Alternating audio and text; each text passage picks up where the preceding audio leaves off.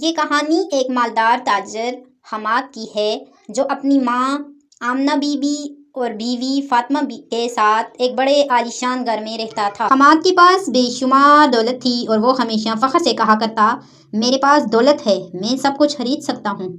حماد کے گھر میں کئی نوکر تھے مگر حارث نام کا ایک ملازم سب سے زیادہ وفادار اور محنتی تھا۔ وہ دل سے کام کرتا، کبھی کسی چیز کی شکایت نہ کرتا اور حماد کے گھر کو اپنا ہی گھر کی طرح سنبھالتا تھا۔ ایک دن آمنہ بی بی نے کہا، حارث بہت اچھا بچہ ہے، اللہ اسے ہمیشہ خوش رکھے۔ فاطمہ بی بی، ہاں ماں، کھانا بھی بہت مزیدار بناتا ہے۔ حماد نے غصے سے کہا، ارے نوکر کا کام ہے، وہ اپنی پوری تنخواہ لے رہا ہے، کوئی احسان نہیں کر رہا۔ آمنہ بی بی نے افسوس سے کہا، بیٹا دولت ہی سب کچھ نہیں ہوتی، خلوص اور وفاداری کی قیمت پیسوں سے زیادہ ہوتی ہے۔ حماد نے طنزیہ ہنستے ہوئے کہا، امی نوٹوں کے بل پر ایک سے ایک اچھا نوکر مل سکتا ہے، اور دفتر چلا گیا۔ اگلی رات حماد کو اپنے سونے کی گھڑی نہ ملی، وہ غصے میں چلایا، حارث فوراً میرے کمرے میں آؤ۔ حارث دوڑ کر آیا، فاطمہ اور آمنہ بی بی بھی گھبرا کر پہنچی۔ حماد بولا، میری گھڑی کہاں ہے؟ سب یہاں آ جاؤ، میری گھڑی صبح یہاں رکھی تھی اور میرے کمرے میں تمہارے سوا کوئی نوکر نہیں آتا۔ حارث نے ہاتھ جوڑ کر کہا، مالک میں نے گھڑی نہیں دیکھی، میں نے کچھ نہیں چرایا۔ حماد نے حقارت سے کہا،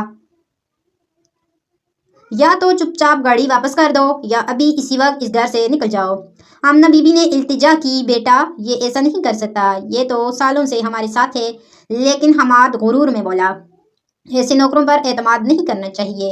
پھر حماد نے قہر بھری آواز میں کہا، نکل جاؤ میرے گھر سے، اور غریب حارث کو دھکے دے کر باہر نکال دیا۔ لیکن اللہ کی لاٹھی بے آواز ہے۔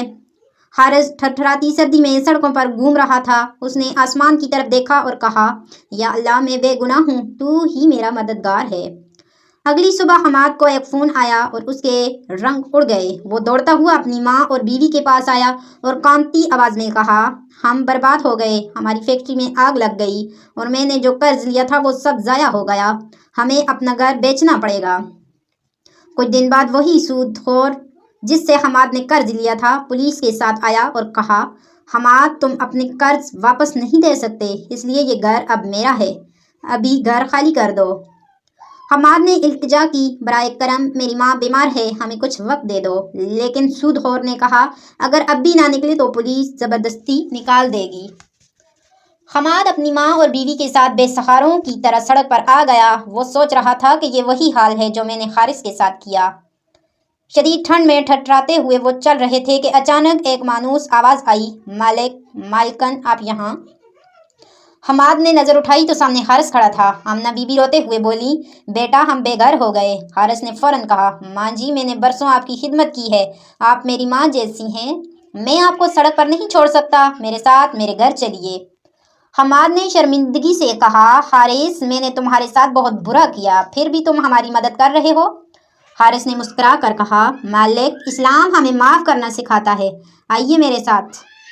حارث انہیں اپنی جھونپڑی میں لے گیا اور کہا، ماں جی میں نے آج کھچڑی بنائی تھی، آپ کو بہت پسند ہے نا؟ تو لیں کھا لیں۔ حماد کی آنکھوں میں آنسو آ گئے، یہ کھچڑی تم نے اپنے لیے بنائی تھی اور ہمیں کھلا رہے ہو؟ اچانک ایک الارم بجا، حماد کی آنکھ کھلی، وہ اپنے بستر پر تھا، یہ سب خواب تھا۔ وہ گھبرا کر باہر آیا تو آمنہ بی بی اور فاطمہ بی بی آرام سے اپنے کاموں میں مصروف تھی۔ حماد نے جلدی سے پوچھا، ماں حارث کہاں ہے؟ آمنہ بی بی نے حیرانی سے کہا، بیٹا کل رات تو نے ہی اسے گھر سے نکال دیا تھا۔ حماد فوراً باہر نکلا اور ہر جگہ حارث کو تلاش کرنے لگا۔ آخرکار وہ ایک جگہ ہجوم دیکھ کر رکا تو زمین پر حارث کی لاش پڑی تھی۔ کوئی کہہ رہا تھا، یہ بیچارہ پوری رات سردی میں تھرتھراتا رہا اور مر گیا۔ حماد کا دل دہل گیا، وہ روتے ہوئے حارث کا سر اپنی گود میں رکھ کر بولا، حارث اٹھو، میں نے تم پر ظلم کیا، مجھے معاف کر دو۔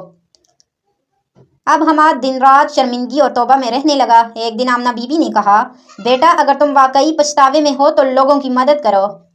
تب حماد نے حارث کے خاندان کو اپنے ساتھ رکھا، یتیم بچوں کے لیے شیلٹر ہوم بنوایا، بے سہارا لوگوں کو چھت دی اور غریبوں کی مدد کرنے لگا۔ فاطمہ نے کہا، ماں جی آپ کا بیٹا بدل گیا ہے۔ آمنہ بی بی نے کہا، بیٹی غرور کا انجام ہمیشہ برا ہوتا ہے، مگر توبہ کرنے والوں کو اللہ معاف کر دیتا ہے۔ مگر حماد کے دل میں ہمیشہ حارث کی یاد رہی اور وہ خود کو کبھی معاف نہ کر سکا۔ غرور اور تکبر ہمیشہ زوال کی طرف لے جاتا ہے۔ دولت کی عزت نہیں بلکہ خلوص اور ایمانداری کی عزت ہوتی ہے۔ اسلام ہمیں دوسروں پر ظلم نہ کرنے اور معاف کرنے کا درس دیتا ہے۔ ہر آزمائش اللہ کی طرف سے ایک سبق ہوتی ہے جو ہمیں سیدھے راستے پر لے جانے کے لیے آتی ہے۔ جو دوسروں کے ساتھ اچھا کرتا ہے اللہ اس کے ساتھ اچھا کرتا ہے۔